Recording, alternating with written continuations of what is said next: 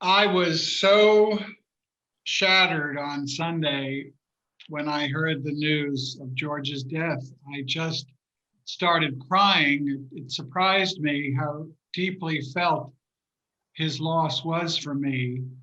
I'm going to share this reflection this morning with Grace, uh, and then we're going to have a short video which Robert Corsini produced to honor George last October.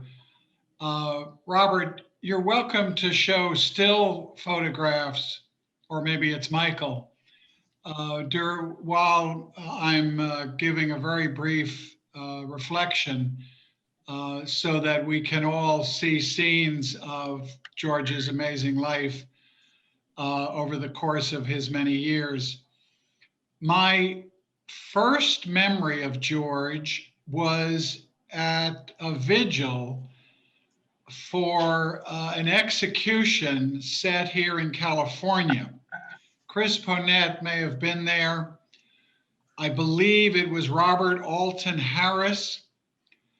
There were a series of vigils in the years when California was using the barbaric form of capital punishment. And there was this man with such dignity and quiet strength speaking, often invited to those vigils by Mike Farrell, head of DPF at the time. And I just was in awe of his calm, of George Regas's calm courage, this accent that I could not quite spot of where he had been born and raised, and I learned much more about that in later years. And when he convened ICUJP, and he is the single convener of ICUJP, ICUJP has many founders, some of whom are on this program today, but George was the convener. He saw clearly on 9/11 and the days after it, the path that the United States was likely to take and why it needed a powerful prophetic interfaith response. And that's why he gathered us together. He has always shown that strength through the years that we've known him. He had strength that at the time of the 2004 election, he spoke truth to power, and it got him into good trouble with the IRS because he asked hypothetically or maybe not so hypothetically, but spiritually, what would Jesus say in the contest between John Kerry and George Bush? And it was in that sermon 2 days before that election that George said the following: "The sin at the heart of this war against Iraq is your belief that an American life is of more value than an Iraqi life, that an American child is more precious than an Iraqi baby." Those two sentences, it was so stinging. It was such a powerful way to frame his opposition to that dreadful war. And his opposition to that war had grown from decades of work in the anti-nuclear campaign and the peace campaign, the campaign for women's rights, for LGBT rights, his early support of same-sex marriage, and his condemnation of racism. So I will never forget those words. And he was instrumental in coining our motto of religious communities must stop blessing war and violence. So he's just had a tremendous influence on my life. He has inspired me. I had I had no notion of tapping into my spiritual side 20 years ago, and he brought that out. I am so glad we honored him in October. I am Mm. so grateful that we had a George Regas Awards presentation, but that separately we honored George on his 90th birthday. Many of you were there for that occasion. George and Mary Regas were there, alive and engaged. I think George understood the importance of our celebration of him, and he was able to say a few words to us on that occasion. That is so, so important. I believe there will be other memorials. Grace may know more about that. There's no question that George and his work need to be lifted up. And I promise you that ICUJP will be part of that, that you will hear notice of those commemorations as they unfold. I'm so grateful today that the family of Rabbi Leonard Bierman is represented here, along with Jim Lawson and Dr. Meir Hatut. They were the backbone of the founding of this organization, and we had various occasions to bring them together when they were alive. Jim Lawson survives and is indomitable, but we have lost the trifecta of peace and justice in Rabbi Bierman, George Regas, and Meir Hatut. My last comment is to say that there's nothing more than George would want to commemorate him than for all of you to join us on Monday, January 11 at 10 a.m. for the closed Guantanamo rally, which will be conducted over Zoom for safety reasons. John Crampner is with us today, who's been instrumental for decades in planning those events. Grace and I and Stephen and others, Dave Clennon and others will be there. But it's a very important in its own right that we know the work goes on, and the closed Guantanamo event is an example of how we are going to have to push the Biden administration to do the right thing. We cannot rest.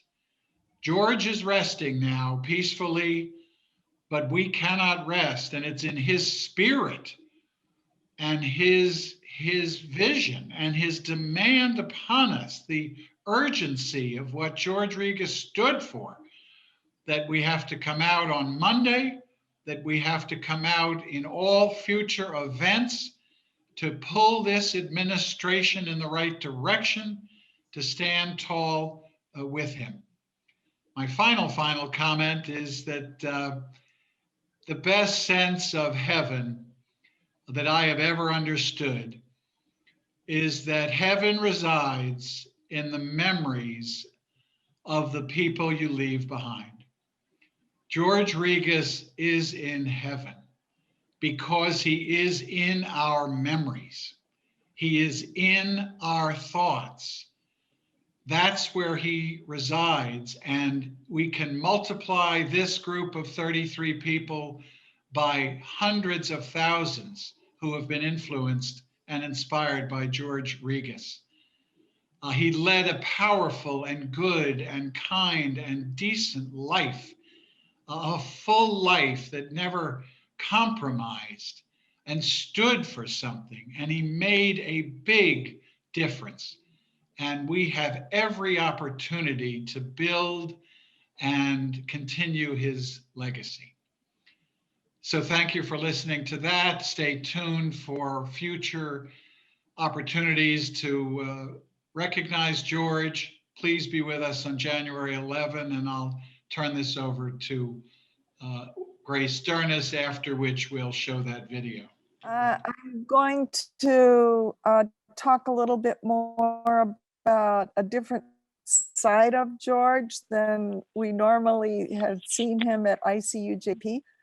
But I first met him actually through his parishioners on the streets of Los Angeles in civic protests during the Central American Wars. And I became friends with all these people who were always there when I showed up because I moved to Los Angeles in 1991.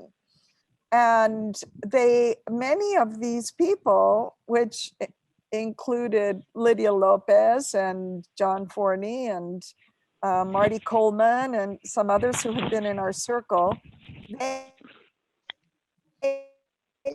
they attended All Saints Church. And so I decided that I needed to go visit this church and see what this was like. And the very first Sunday that I went there turned out to be a kind of Cinco de Mayo celebration.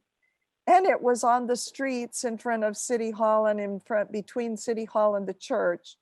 And George preached a powerful sermon on the way that we are one with all people. And I was intrigued by that. So that kind of pulled me into the church. And then when ICUJP, when he convened people for ICUJP, and I was among them, I began to discover this other side of him that was very much the anti-war, anti-violence, looking at the dignity of all people. I think another very important thing through ICUJP was that he really embodied what it was like to be interfaith, what it meant to be interfaith. He didn't give up his own faith or water down his own faith in order to work and love and be in unity with people of other faiths. And that to me was very striking. And I thought, yes, I can really resonate with that. I want to stay firm to my own faith, but I want to love and embrace other people too, and be able to see the way we're together in one in this universe. So that was an important influence. As in closing, I just want to read a few, 3 or 4 paragraphs from Susan Russell is one of the priests at All Saints, and she wrote this, you may have seen it. And you've read many different obituaries, I know that we've been passing around. But this brings a little bit of some of the other sides of George. She says, among the things that she says, George Regas was a giant of justice. His life was an incarnation of the words of the former presiding bishop, John Hines, who proclaimed that justice is the corporate face of God's love. In his words and in his actions, in his teaching and in his preaching, especially in his preaching, George Regas did what prophets are supposed to do. He comforted the afflicted and he afflicted the comfortable, as he made that face of God's love accessible to absolutely everybody, sometimes much to the consternation of the institutional church. He was in the forefront of the struggle for the ordination of women in the 1970s. Ironically, it was one of the issues that some of us felt at ICUJP, some of us women, was that it was too male dominated and that we didn't have a voice as women at ICUJP. And yet George was one of these people that really stood for the ordination of women in the 70s. And he was also in the vortex of the AIDS crisis in the 1980s. He broke liturgical ground that helped pave the way for equal marriage by blessing same-sex unions in the 1990s. His interfaith relationships were as legendary as his credentials in the civil rights movement and his unwavering commitment to preach peace, even in times of war, election cycles be damned, which also made for a rocky patch with the IRS and All Saints, as Steve referred to earlier. Nevertheless, he persisted. And we are in no small part the parish we are, the diocese we are, and the Episcopal Church we are, because of his willingness is to live larger, dream bigger, risk greater, and change more than the rest of us who stand on their shoulders. Whoever you are and wherever you find yourself on the journey of faith, you are welcome here to receive the bread and wine made holy. George's words of invitation to the communion table are words that have become a mantra for All Saints Church in Pasadena, words that have inarguably changed countless thousands of lives, both here in Pasadena and beyond, making the corporate face of God's love available to absolutely everyone. And I feel that that was part of what he embodied in ICUJP. Wherever we are, whoever we are welcome around that table at ICUJP to strengthen our work together for justice and for peace. So now I think we'll move to the video that Robert Corsini produced. And by the way, as soon as I got the news here in Costa Rica that George had passed away, I sent a text to Mary Regas telling her how very sad I was, and yet at the same time, so very grateful for him and for her. And I sent greetings on behalf of ICUJP. And to my surprise, she responded right away and sent love to all of us here at ICUJP. And then later on that night, in the middle of the night, she sent me 2 pictures of George. So I think she is really thrilled that we are backing her with our spirits and our prayers and giving her the support that she needs at this time. But again, I personally was very grateful that we had that celebration for George, because I worked a lot with both George and Mary and had a chance to be with him. I think Robert felt the same way now in retrospect, that we had all that personal time in this last year of his life. So I'll turn it over to Robert. Thank you, Grace. You hit the nail right on the head. I have to say that having had that opportunity to sit down with George and Mary in their home was an amazing window into his life. Even though he struggled to recall it, you could just feel the depth of his life and his experience. And, you know, I spent an hour and a half almost with him on camera, trying to get to some of that material that was just too discombobulated to really make into anything. But I'm definitely going to revisit that soon and see if I can extract something out of that that will be a memento that we can all share, of course.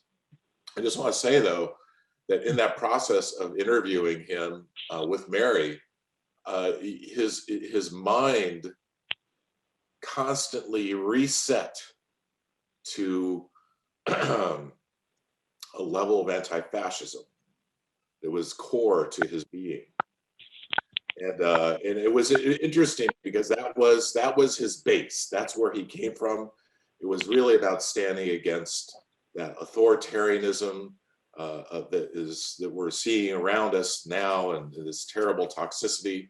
It was all about, you know, his life, and what he stood for was to counter those forces. So, you know, again, I just want to say it was an amazing moment, and I'm just thankful to all of you for giving me the opportunity to get to know George, because without this organization, I never would have known him. I never would have had that window on his life that I have had. And so with that, I'm going to play the video.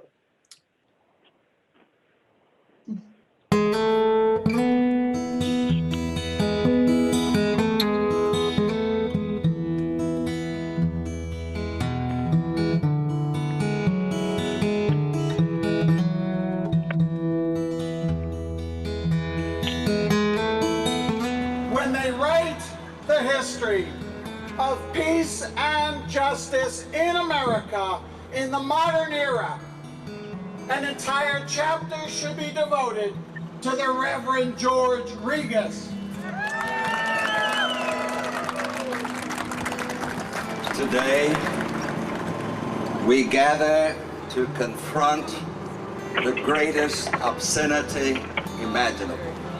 The U.S. has spent more than $4 trillion on these wars, Afghanistan and Iraq, and we will spend trillions more with the wounded that come home, the servicemen and servicewomen. 40% of the soldiers come home wounded. Well, George has been faithful for a very long time in the prophetic sense, in the sense of being a voice that truly does speak truth to power. $4 trillion for the wars, and 41% of our children live in poverty in the United States of America. That's the greatest obscenity I can imagine. Thank you. I'm Rabbi Stephen Jacobs, and I'm here as just one of a number of people in the interreligious community who has come to honor Reverend Dr. George Regas for his uniqueness, his courage in speaking out against war. He has been one of the most significant voices in the country in a leadership position. So many out of work, so many losing their homes, and the rich get richer, and so many remain poor. And God weeps at what God's children are doing. As those of you who know George and me know that we met one another in 1967 at a rally in Exposition Park protesting the war in Vietnam. It was a raucous, rowdy, motley gathering. It had none of the refinement that you might think would fit well with a rector from a distinguished church in Pasadena wearing his clergy collar, or a Bella rabbi in his button-down white shirt. As I listened to him that day, I was awed by the enormous power of his words and by his great moral passion. And I loved the way that his body moved as he spoke, and the soft accents of Knoxville, which are still today in his voice. That's where it all began. And it deepened and deepened and brought us to be together as we walked on the same path, the path that leads toward the achievement of justice and peace. And so one thing that I have decided to do, and 14 others are joining me, is to commit an act of civil disobedience, to allow ourselves to be arrested just as a symbol of how deeply we feel about peace and how much we oppose the war. All the resources of this great country that could heal are used to destroy. I hate war for that. And so we're going to be arrested, a small symbol of how deeply committed we are to bring peace to this world. Thank you. We shall overcome someday. We will walk in peace. We shall not be